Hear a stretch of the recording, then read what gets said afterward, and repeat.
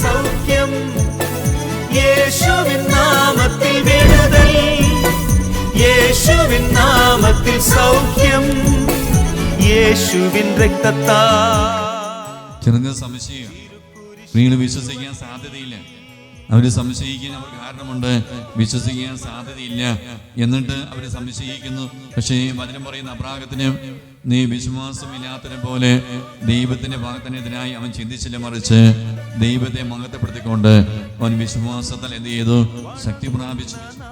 ദൈവം നൽകുന്ന വാഗ്ദാനങ്ങൾ നിറവേറുമെന്ന് വിശ്വസിക്കണം. ഈ വിശ്വാസം നമ്മൾ എന്ത് ചെയ്യണം?